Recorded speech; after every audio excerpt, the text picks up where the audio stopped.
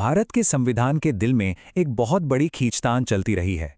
एक तरफ है हमारे और आपके मौलिक अधिकार और दूसरी तरफ है संसद की संविधान को बदलने की ताकत। आज हम इसी ऐतिहासिक शक्ति संघर्ष की कहानी को थोड़ा और गहराई से समझेंगे। सोचिए, क्या यह मुमकिन है? यही वो एक सवाल है जिसने दशकों तक भारत की संसद और सुप्रीम कोर्ट को आमने सामने खड़ा कर दिया। एक ऐसा सवाल जिसकी वजह से हमारे लोकतंत्र की नींव तक हिल गई थी। तो ये पूरा टकराव, ये पूरी बहस शुरू कहाँ से हुई? मजे की बात यह है कि इसकी जड़ खुद संविधान के अंदर ही है। देखिए, एक तरफ है अनुच्छेद 13 जो कहता है कि ऐसा कोई कानून नहीं बन सकता जो मौलिक अधिकारों को कम करे या छीने, और दूसरी तरफ है अनुच्छेद 368 जो संसद को संविधान का कोई भी हिस्सा बदलने की पूरी ताकत देता है। तो फिर सवाल ये उठता है कि इन दोनों में से ज्यादा ताकतवर कौन है?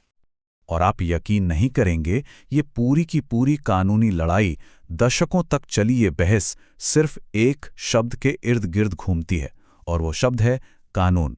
अगर संविधान में किया गया कोई बदलाव या संशोधन एक कानून है तो वो मौलिक अधिकारों को छू भी नहीं सकता। लेकिन अगर वो कानून नहीं है तो फिर संसद की शक्तियों पर कोई रोक-टोक ही नहीं है। तो इस रस्साकशी का पहला राउंड शुरू होता है और पहला दांव चलती है संसद, जब वो संविधान में संशोधन करने के अपने अधिकार पर जोर देती है। और यहीं से मैदान में उतरते हैं कुछ बहुत ही अहम ऐतिहासिक केस जिन्होंने इस पूरे खेल का रुख तय कर दिया। यहीं से कहानी का असली ड्रामा शुरू होता है। साल था 1951, शंकरी प्रसाद केस। सुप्रीम कोर्ट ने फैसला सुनाया और ये फैसला संसद के पक्ष में गया। कोर्ट ने कहा कि संविधान में संशोधन करना अनुच्छेद 13 के तहत कानून नहीं माना जाएगा। मतलब संसद मौलिक अधिकारों को भी बदल सकती है। इस एक फैसले ने संसद को लगभग बेहिसाब शक्ति दे दी। फिर करीब 14 साल बाद 1965 में सज्जन सिंह मामले में सुप्रीम कोर्ट ने अपने पुराने फैसले पर ही मुहर लगा दी। एक बार फिर संसद की जीत हुई। ऐसा लगा कि अब ये बहस हमेशा हमेशा के लिए खत्म हो गई है। लेकिन कहानी में अभी सबसे बड़ा ट्विस्ट आना बाकी था। सिर्फ 2 साल बाद सुप्रीम कोर्ट ने एक ऐसा यू टर्न लिया जिसने सबको हैरान कर दिया और देश को एक बड़े संवैधानिक संकट के मुहाने पर लाकर खड़ा कर दिया। ये था 1967 का गोलकनाथ केस। इस मामले में सुप्रीम कोर्ट ने अपने ही पिछले 2 फैसलों को पूरी तरह से पलट दिया। कोर्ट ने कहा कि मौलिक अधिकार पवित्र हैं, वो संविधान में सबसे ऊपर हैं और संसद उन्हें हाथ भी नहीं लगा सकती। इस एक फैसले ने सत्ता के तराजू को पूरी तरह से पलट दिया। अब संदेश बिल्कुल साफ था, संसद मौलिक अधिकारों में कोई बदलाव नहीं कर सकती।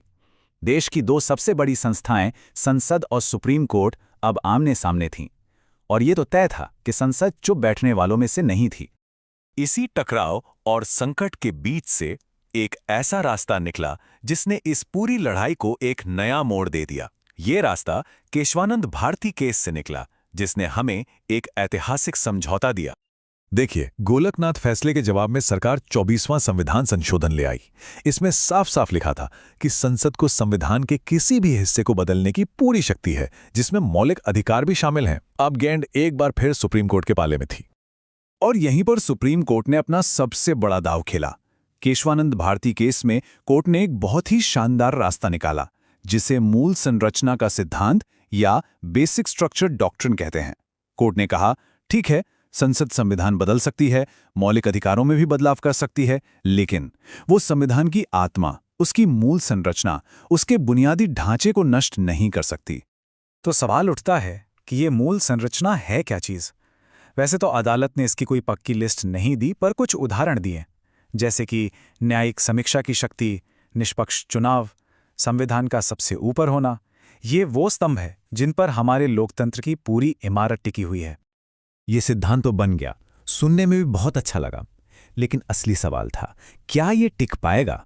इसकी असली अग्नि परीक्षा तो अब होनी थी। और फिर एक के बाद एक ऐसे बड़े मामले सामने आए जिन्होंने इस सिद्धांत को हर कसौटी पर परखा। ये केस इस सिद्धांत के लिए किसी अग्नि परीक्षा से कम नहीं थे। और कमाल की बात यह है कि हर बार हर बड़ी चुनौती के सामने ये सिद्धांत मजबूती से खड़ा रहा, चाहे वो प्रधानमंत्री के चुनाव से जुड़ा मामला हो या फिर संसद को असीमित शक्ति देने की कोशिश। सुप्रीम कोर्ट ने बार बार मूल संरचना के इस हथियार का इस्तेमाल किया और ऐसे हर संशोधन को रद्द कर दिया जो लोकतंत्र के मूल सिद्धांतों के खिलाफ थे।